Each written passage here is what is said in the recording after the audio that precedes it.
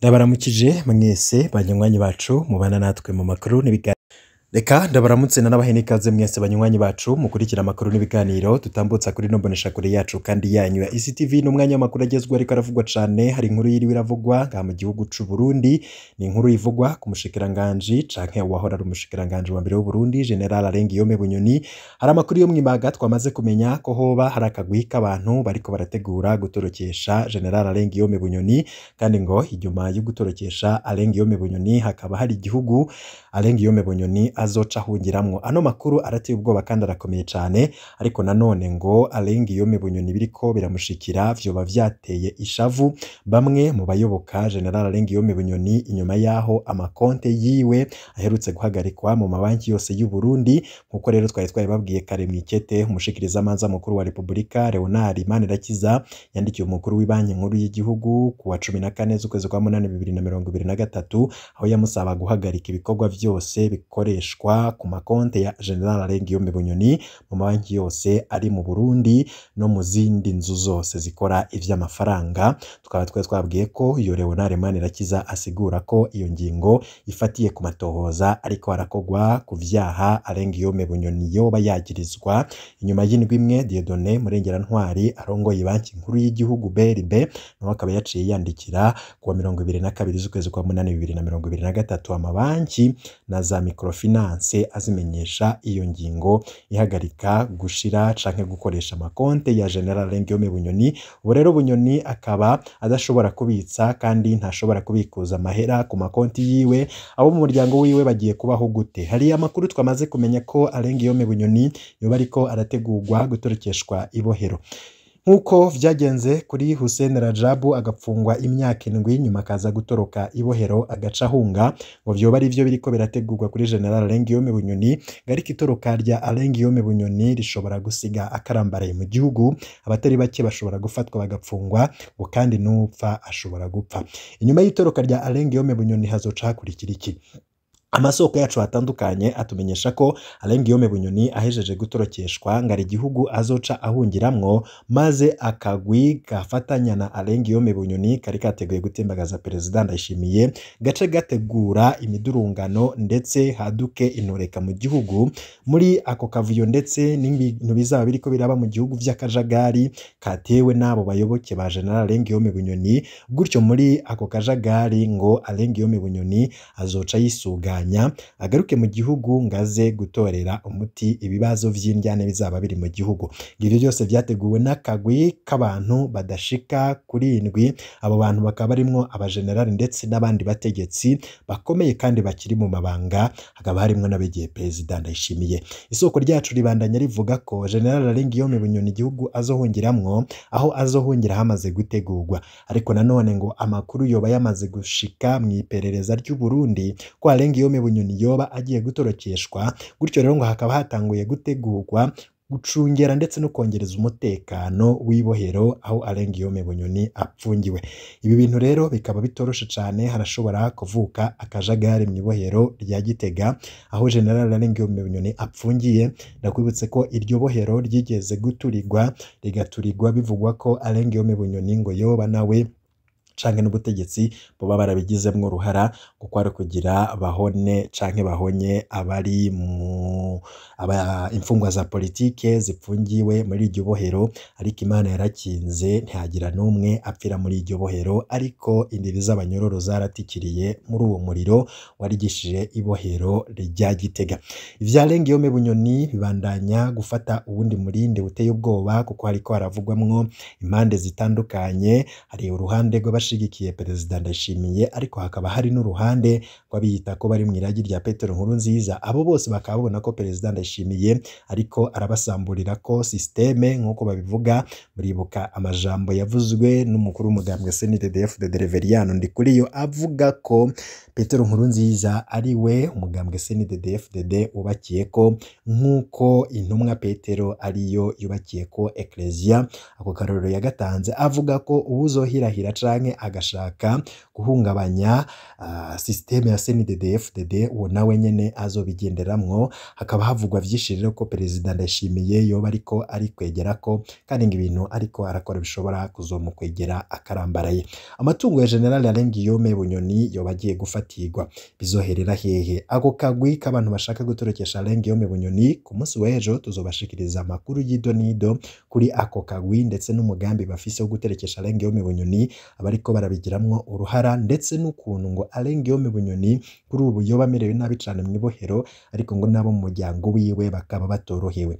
Haravuzwe ivy'abantu boba bakorana na Alain Guillaume Bunyoni bari mu migwi yitwaje ibigwanisho. Ikiroberi ca General Alain Guillaume Bunyoni ngakaba ari naco catumye hafatwa ingingo yuko amakonti yiwe yugagwa, kuko ngo vyoba vyareketswe ko ayo mafaranga yoba arungikirwa iyo migwi y'abaroberi yoba yipfuza guhungabanya umutekano mu gihugu, kugira Alain Guillaume Bunyoni abone uko atorokeshwa ibohero.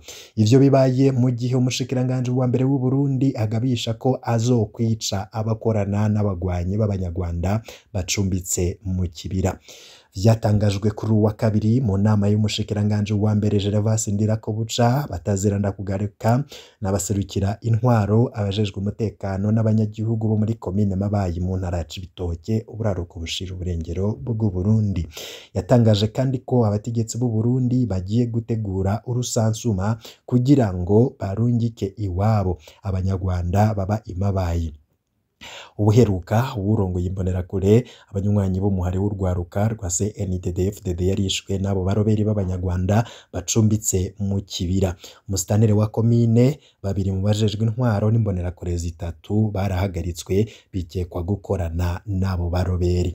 Kuri uwa kabiri Gervas Ndirakobuca yahoze ari umugwanyi akanavuka muri komine Bukinanyana yari yashavuye cane. Kubwiwe abanyagihugu b'Imabayi bakorana n'abaroberi b'abanyarwanda bashobora kugira ingorane batibaza.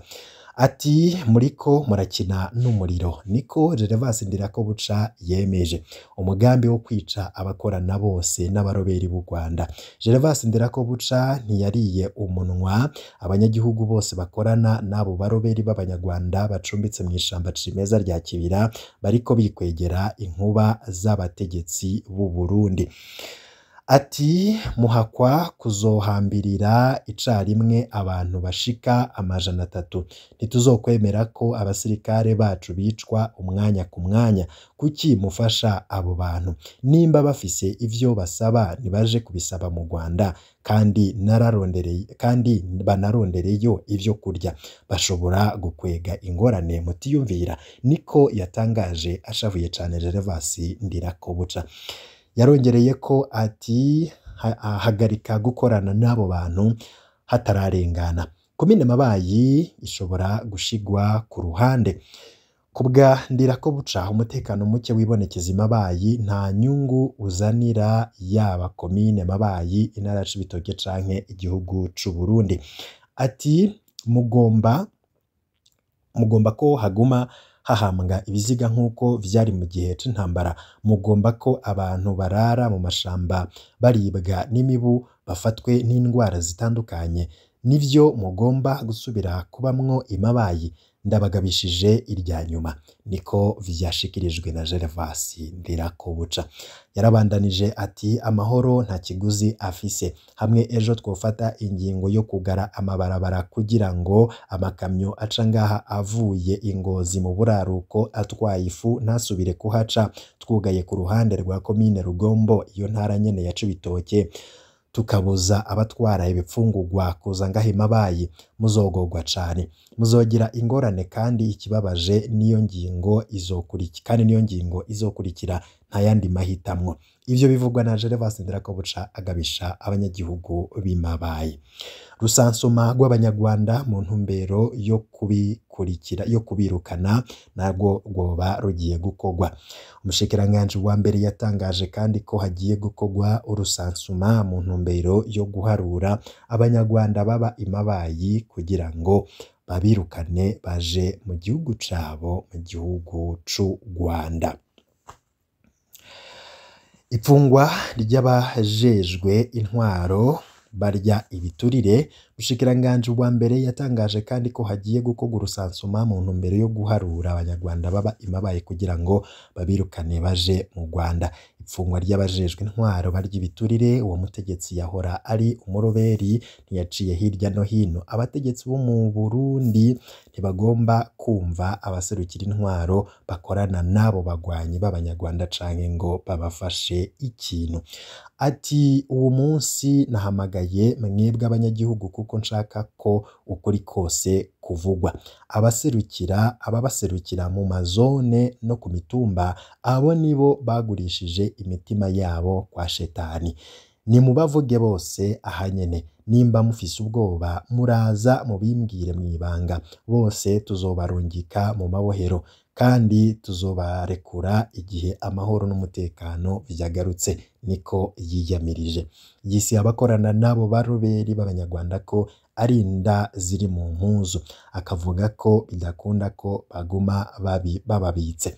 Ku bwa Gervas Ndirakobuca nta mahoro ari imabaye. Mw'ijoro ry'uwicenda Myandagaro guheze, Isidore Niyongabo batazira Maisha arongoye imbonerakure muri komine yarishwe n'abaroberi b'abanyarwanda bo mu mugwi FRN. Ku bw'amasoko yacu, musitanteri wa komine Mabayi Nikodeme Ntabonyimana n'abandi babiri mu bajejwe intwaro hamwe n'izindi mbonerakure zitatu barahagaritswe mu mushuhirano, bapfungiwe mu gasho k'igendereza Bujumbura bagirizwa gukorana n'abo baroberi, mu gihe bakorana na bamwe mu bihangange mu gisirikare no mu ntwaro kuko babaha inzahabu bimba mu kinywabi. Abaroberi b'u Rwanda bacumbitse mu kibira baguma batakaza ababashigikira buri mwanya kubera imigenderanire hagati ya Gitega na Kigali iriko iranagurwa. Ubuheruka abashika 6 muri bo barishwe mu ntambara z'abahushe na FDN. FDN ni igisirikare c'u Burundi. Abandi benshi barafatwa, bamwe bakaba bariko bavurwa, abandi nabo bakaba bapfungiwe ku mugwa mukuru w'ubutunzi Bujumbura. Mu myaka 2 iheze, abadandaza benshi, abategetsi hamwe n'abanywanyi b'umuhari w'imbonerakure barahagaritswe barungikwa mu mabohero bagirizwa gukorana n'abo baroberi. Benshi muri bo bapfungiwe mw'ibohero rikuru rya Bujumbura bita Mpimba. Abategetsi b'u Burundi bari bakwiye kureka kwama bagabisha bagakora ibikorwa, niko bibonwa n'umwe mu bamenyesha makuru azi ivy'iyo dosiye.